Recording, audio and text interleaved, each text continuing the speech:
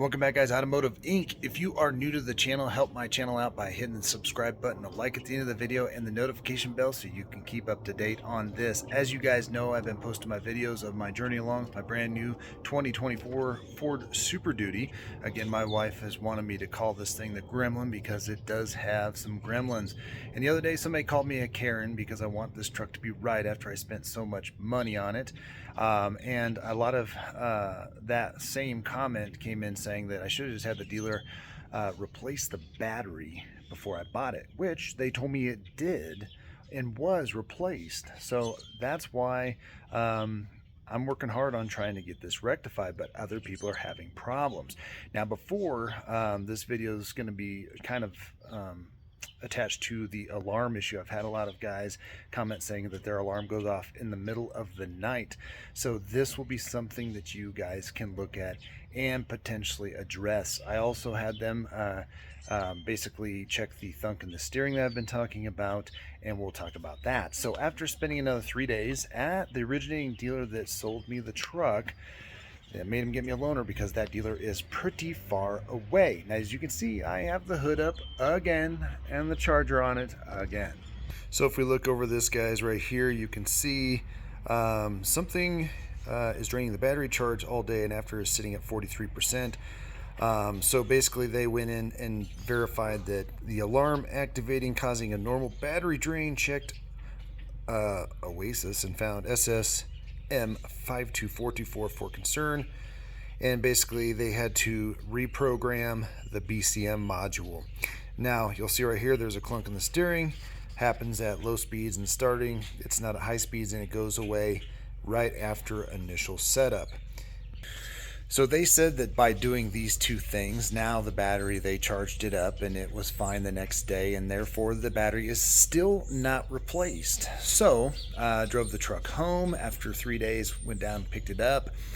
The next morning I did drive it to the gym, parked it. By that afternoon, more alarms being set off. Now, I did ask them before I left if the problem persisted, if they would swap the battery, and they said there is no concern about the battery because we checked it and it's okay. But they did find that there is a parasitic draw on it. The little meh meh sound that I kept hearing around the steering shaft, they said was probably it. However, now we are 4 days back. I drove it each morning but not to work. The battery is back down to 50%. I can still hear the bam, bam sound, and the alarm is still going off about twice a day.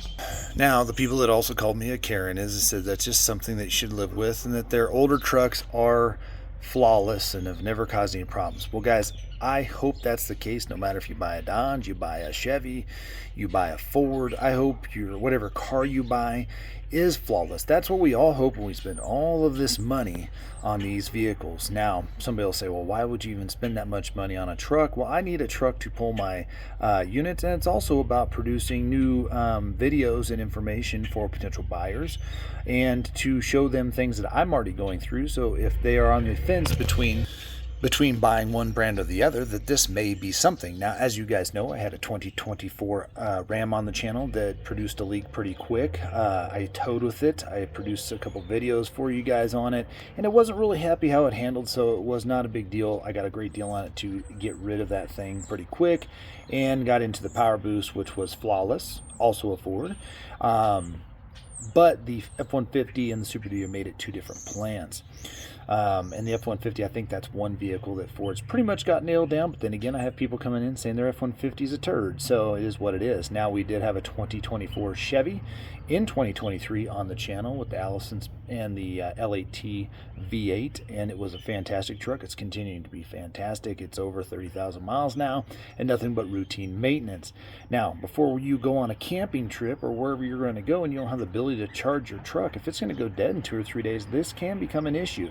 Now, most people say, well, just carry a jump box, just carry jumper cables. I carry jumper cables, I don't carry a jump box. And if I have a camper, I probably have a few other ways that I can get this going by jumping off those batteries. But why should you have to do it?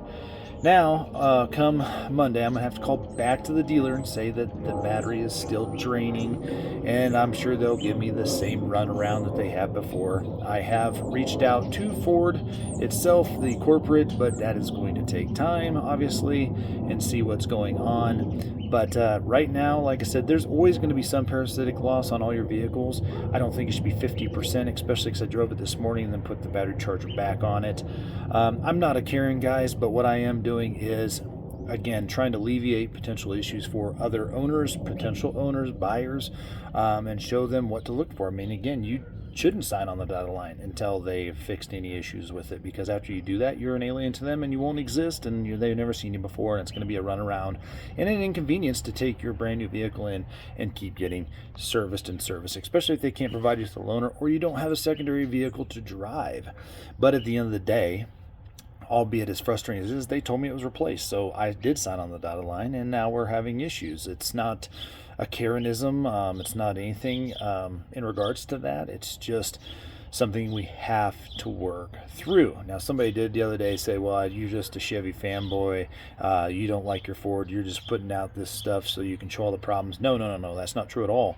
I'm going to put out a lot of videos about the things I love about this truck and a lot of things I dislike. And I'm going to put anything out there that is a potential problem with the truck, again, to help other buyers.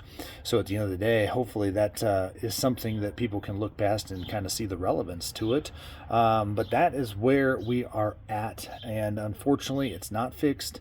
Got the battery charged up today, and eventually I will find a name for this. Not the gremlin, not the problem child. It will be something, and we will do a full introduction to the truck here very, very soon. We'll walk around, we'll go over window stickers, payload, everything like that. So again, make sure you subscribe, guys, and we'll catch you on the next one.